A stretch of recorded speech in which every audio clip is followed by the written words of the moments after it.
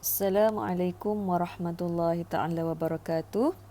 Hari ini kita akan sambung daripada pembelajaran yang lepas tentang nabi-nabi, dan kita akan sambung dengan 3 orang lagi nabi, iaitu Nabi Zakaria, ya, Nabi Yahya dan juga Nabi Isa dan Nabi Muhammad sallallahu alaihi wasallam, 4 orang nabi, ya. Okey. Kita bermula dengan Nabi Zakaria alaihi salam. Nabi Zakaria alaihi salam ini berketurunan Nabi Daud alaihi salam, dan beliau diutuskan kepada Bani Israel juga, ya, di Palestin. Okey, Allah mengurniakan seorang anak bernama Yahya ketika usianya telah lanjut. Nabi Zakaria ni mendapat anak ketika usianya telah pun lanjut, ya. Baginda membesarkan Sayyidatina Maryam binti Imran yang merupakan ibu kepada Nabi Isa alaihi salam. Okey, tengok kepada carta ini. Carta tentang Nabi Zakaria dan juga Ali Imran, ya. Nabi Zakaria ni memelihara anak saudara dia, iaitu Maryam, ya. Maryam, sebab apa? Masa tu baginda belum lagi dikurniakan anak. Jadi Maryam ni berada bersama dengan Nabi Zakaria, dan kalau kita baca kisahnya, Maryam ini adalah banyaklah benda-benda yang ajaib yang berlaku kepada Maryam. Pada satu hari Nabi Zakaria ni melawat Maryam berada di mihrab ketika itu, di mana Maryam sedang beribadah dan ada makanan, ya. Makanan itu rupanya makanan daripada langit. Bermaksud Maryam ini adalah orang yang amat dihormati dan juga amat beriman kepada Allah. Okey, kemudian Nabi Zakaria apabila melihat Maryam ini bagus, baik, budi pekerti, di situlah Nabi Zakaria berdoa supaya baginda juga dikurniakan anak, ya. Dan kita tengoklah Nabi Zakaria dikurniakan anak, itu Nabi Yahya alaihi salam. Nabi Yahya pada usia yang lebih lanjut, itu Nabi Yahya, ya. Lahirlah Nabi Yahya. Di mana kalau kita tengok Nabi Zakaria ini akhirnya dibunuh oleh raja yang zalim. Dibunuh oleh raja yang zalim pada akhir kehidupan baginda. Kemudian kalau Nabi Yahya, cerita tentang Nabi Yahya alaihi salam, adalah putera kepada Nabi Zakaria, dan ibu baginda bernama Isya, ialah saudara perempuannya, mak saudara kepada ibu Nabi Isa alaihi salam. Ya.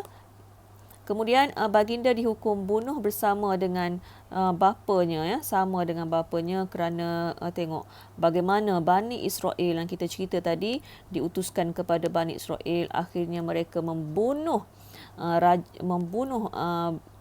nabi ini. Sebab apa? Kerana ketidakpuasan hati mereka dengan apa yang dibawa oleh Nabi Zakaria dan juga Nabi Yahya, itu Islam lah. Bani Israel memang dia suka bunuh Nabi, dan sampai sekarang pun dia suka bunuh orang yang tidak sependapat dengan mereka. Okey.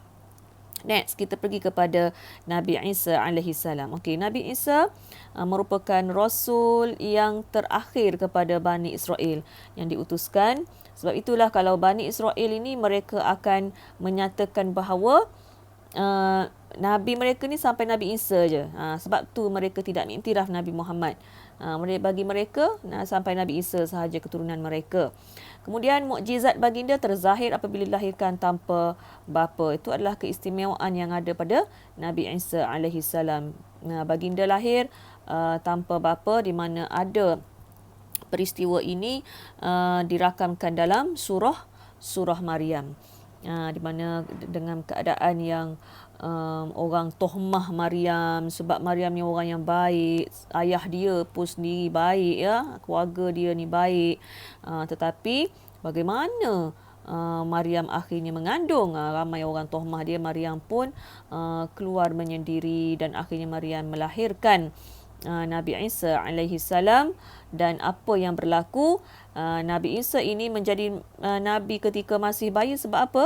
Sebab untuk membuktikan bahawa ibunya Maryam ini tidak bersalah, di mana Allah telah pun memerintahkan Maryam untuk kembali semula kepada kaum beliau, iaitu Bani Israel, dan ramai yang tohmah tengok Maryam tu dah bawa anak kecil kan, bawa anak kecil. Apa yang dia boleh buat?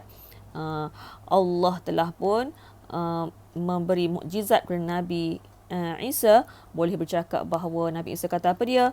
Aku adalah Nabi di kalangan kamu. Dan akan membawa kebenaran daripada Allah. Maka terkedulah Bani Israel ketika itu dengan mukjizat yang diberikan oleh Allah. Sebab dia nak mempertahankan ibu dia.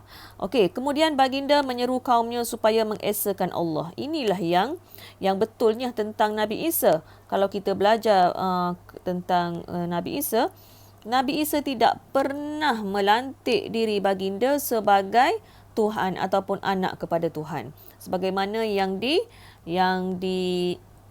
declare oleh Kristian. Dia kata Nabi Isa ini adalah anak Tuhan, dan sehingga menggelarkan Nabi Isa itulah Jesus. Ya. Okey, kemudian baginda ada pengikut setia baginda dikelar Al-Hawariyun, ya. Dipanggil Al-Hawariyun, ada diceritakan dalam Al-Quran bagaimana Al-Hawariyun ini menolong baginda dalam dalam usaha dakwah. Kemudian baginda diangkat oleh Allah ke langit dalam peristiwa cubaan membunuh. Okey. Nabi Isa ini, orang Bani Israel ni, kan Ustazah dah kata mereka ini tidak suka kepada ajaran, apa-apa ajaran yang menyalahi kehendak nafsu mereka, maka mereka tidak suka. Apabila tidak suka itu, mereka merancang untuk membunuh Nabi Isa, dan apabila mereka nak bunuh ni, dalam keadaan mereka berkomplot untuk membunuh Nabi Isa ini, Allah telah pun mengangkat Nabi Isa ke langit. Okey, angkat di sini bukannya angkat segi roh, tapi angkat roh dan jasad, ya, roh dan jasad baginda ke langit, dan akan turun semula. Turun masa mana? Dekat dengan kiamat nanti. Itu kita kena percaya dalam rukun iman kita. Okey, kemudian kita pergi kepada Nabi kita, Nabi Muhammad sallallahu alaihi wasallam, Nabi yang terakhir, dan inilah Nabi yang membawa ajaran Al-Quran sampai sekarang, sampai di tangan kita, ya. Okey, Nabi Muhammad berketurunan Quraisy, iaitu kabilah yang paling mulia daripada keturunan Bani Nabi Ismail, ya. Kalau kita tengok, kita dah belajar baru ni, Nabi Ibrahim ni ada 2 orang anak, Nabi Ishak dan juga Nabi Ismail. Tapi Nabi Ishak ini di bawahnya ada banyak Nabi sehinggalah Nabi Isa alaihi salam.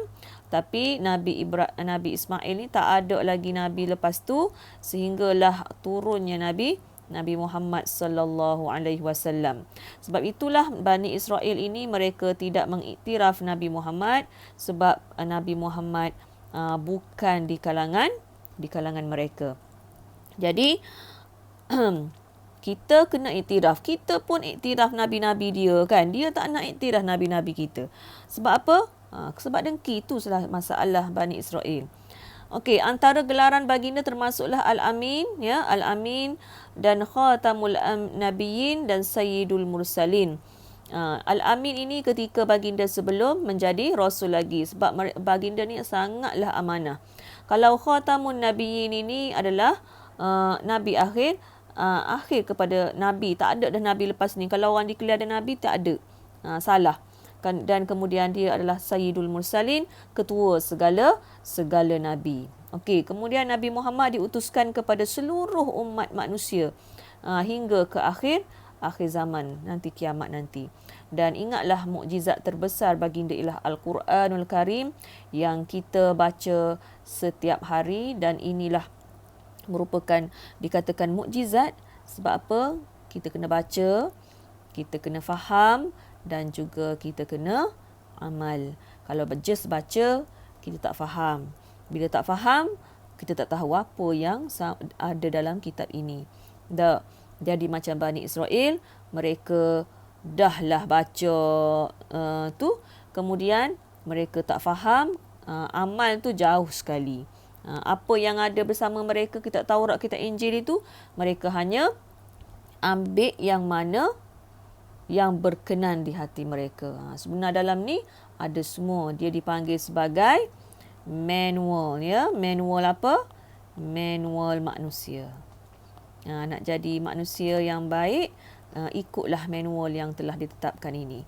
Kalau tidak, kita akan menjadi manusia yang akan dihumpankan ke dalam neraka oleh Allah. Na'udzubillah. Okey, Ustazah rasa setakat itu sahaja penerangan Ustazah tentang 4 Nabi, dan kita akan sambung dengan tajuk yang lain pula nanti, ya. Okey, wabillahi taufiq wal hidayah. Wassalamualaikum warahmatullahi wabarakatuh.